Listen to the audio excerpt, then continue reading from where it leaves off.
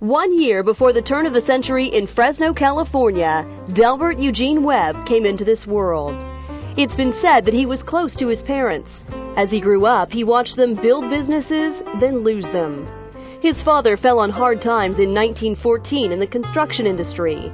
Webb watched and learned. He picked up carpentry as a hobby, but then dropped out of high school and it became his livelihood. Like many young boys, the one thing really on his mind was baseball. He was a pitcher who might have made it to the big leagues had he not come down with typhoid fever in 1927. That disease nearly killed him. It kept him out of the game for a year. In an effort to recover from the typhoid, he moved to Phoenix. At the time, he was married to his childhood sweetheart, Hazel. They didn't take a lot with them to Phoenix. He figured he could get a job as a carpenter there. There are several different versions of how Webb actually got into the contracting business, but they all had one thing in common. They all involved a construction job gone bad. His first company was simply named Del E. Webb Contractor, and Webb managed to make a success of himself despite the Great Depression at the time. He built a small office, worked on grocery stores, and even rebuilt a Sears Roebuck store after a fire. In 1937, he opened a branch office in Los Angeles. A year later, they built an addition to the Arizona State Capitol. That was seen as a pivotal project, and Webb's business grew with a reputation for on-time quality. About this time, the U.S. was becoming increasingly involved in the war. As the country prepared its defenses, Webb got to work. He won a number of contracts to build military housing projects. It made his company extremely viable. And when the war ended, Webb, like many others, was faced with the what now question. For a gregarious guy who liked to travel, Webb needed something. In 1945, Webb became one of the owners of the New York Yankees, and many credit him with helping baseball evolve from a game into a business. Through Webb's continued work with the government, he met another interesting character, Howard Hughes. Webb built projects for Hughes in Arizona and California, and the two remained friends even after Hughes became a recluse.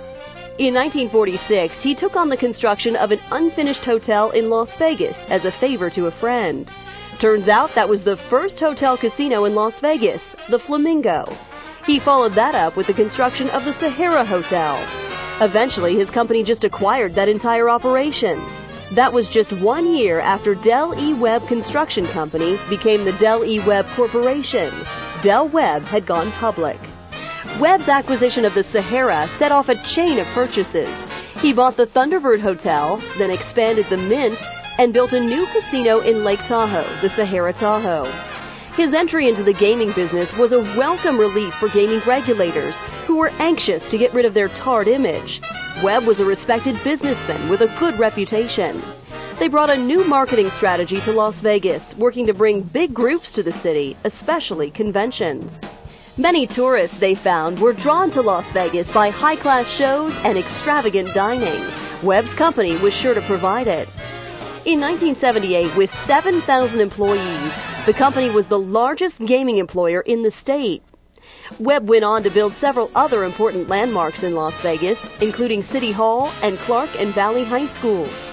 Because of Webb's good reputation and his ability to run successful businesses in Nevada, some say the national perception of the gaming industry in the Silver State was elevated.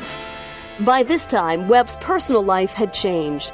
His marriage to Hazel had dissolved in 1952.